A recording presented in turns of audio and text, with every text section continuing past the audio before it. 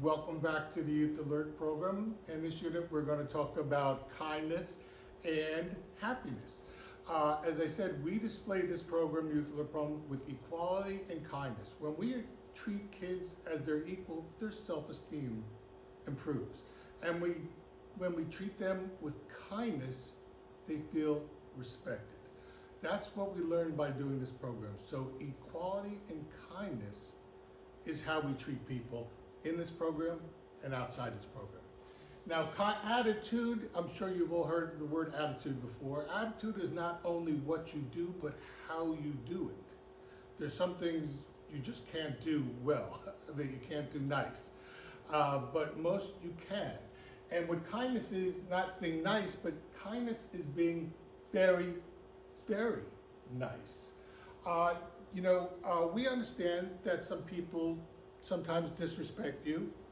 It happens time to time, but you have to remember that when people disrespect you, that is their flaw. All people are equal. No one's got on a special mountain, a special view to say who's equal or not. All kids are equal. All people are equal. So if they don't get that, that's their fault. And you shouldn't have to pay the price for their fault. If they speed, you shouldn't have to get the ticket. Remember, all people's identities are good and all internal identities are equal.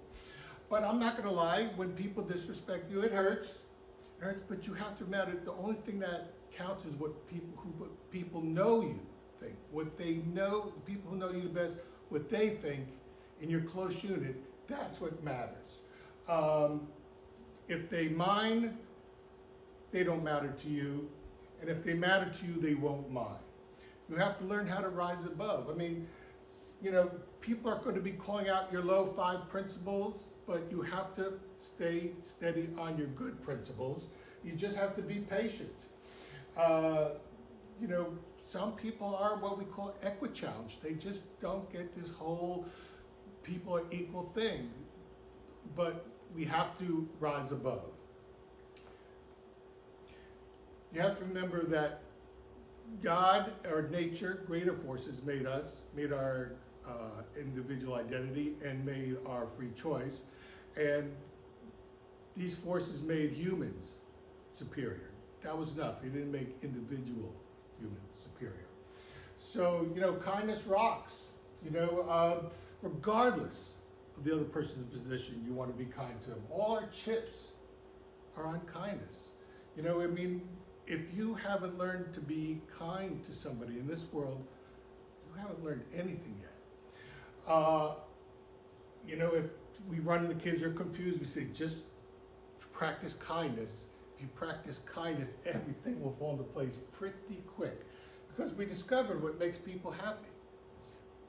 When you make other people happy, you're happy. Both science and religion agree. And every little bit helps. Every little bit helps.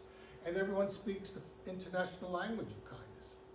It's a smile. A smile is the international language of kindness. And if you try it, I guarantee it won't kill you. But don't forget to be kind to yourself. If you're not kind to yourself, you won't be able to help others. Now, some kids will say, but I don't want to be kind to other people. They don't deserve it.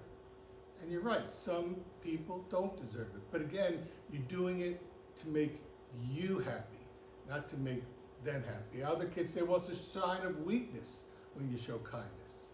I say, if somebody thinks it's weakness, instead of kind, then you know everything there is to know about that person and to know to stay away from them, because kindness is a strength. It is not a weakness. Being happy is healthy. When you're happy, you can see things clearly.